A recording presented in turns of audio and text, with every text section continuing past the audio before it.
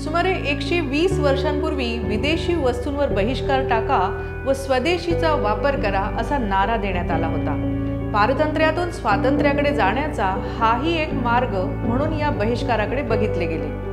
आज एवढ्या वर्षांनी परत एकदा भारताला आर्थिक स्वातंत्र्याकडे घेऊन जाण्याचा, आत्मनिर्भर बनवण्याचा संकल्प आपल्या देशाचे पंतप्रधान नरेंद्र मोदी यांनी केला आहे आणि आपल्या सर्वांना स्वदेशीचा वापर, स्वदेशीचा जागर करण्याचे आवाहन केले आहे। स्वदेशी या शब्दाचा अर्थ आहे स्वतःचा देश किंवा देशी वस्तू वापरणे, परंतु स्वदेशी ही केवळ एक संकल्पना नाही, ती एक चळवळ आहे, एक विचार आहे आणि राष्ट्रप्रेमाचे प्रतीक आहे।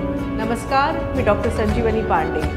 1905 साली जेव्हा ब्रिटिशांनी बंगालचे विभाजन केले तेव्हा याच्या विरोधात भारतीयांनी स्वदेशी चळवळ सुरू केली। महात्मा गांधीजी, लोकमान्य टिळक, रवींद्रनाथ टागोर यांसारख्या नेत्यांनी परदेशी वस्तूंवर बहिष्कार टाकून देशी उत्पादनांचा स्वीकार करण्याचे आवाहन केले। लोकांनी ब्रिटिश कापडांची होळी केली आणि हातात घेतले खादीचे वस्त्र।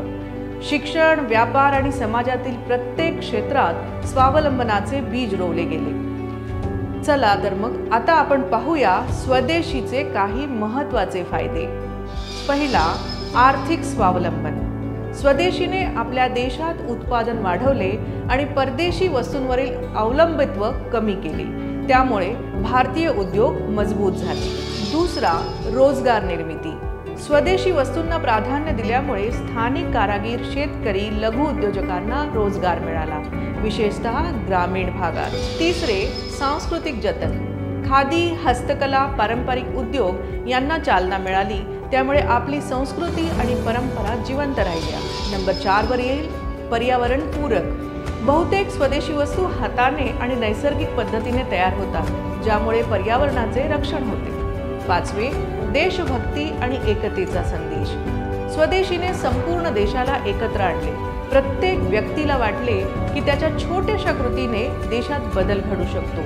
आज आपण जेव्हा मेक इन इंडिया किंवा आत्मनिर्भर भारत यासारख्या उपक्रमांबद्दल बोलतो, तेव्हा आपण स्वदेशीचाच वारसा पुढे नेत आहोत। आपण भारतीय वस्तू वापरतो, स्थानिक उत्पादनांना प्रोत्साहन देतो, तेव्हा आपण केवळ देशाची अर्थव्यवस्था बळकट करत नाही, तर भारताचा आत्मविश्वासही वाढवत आहोत।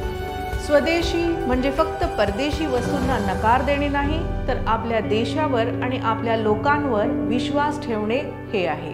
चला तर मग आपण सर्वांनी वोकल फॉर लोकल या मंत्राने पुढे जाऊया, स्वदेशी वस्तूंचा वापर करूया आणि एक आत्मनिर्भर, सक्षम भारत घडवूया। जय हिंद, जय महाराष्ट्र।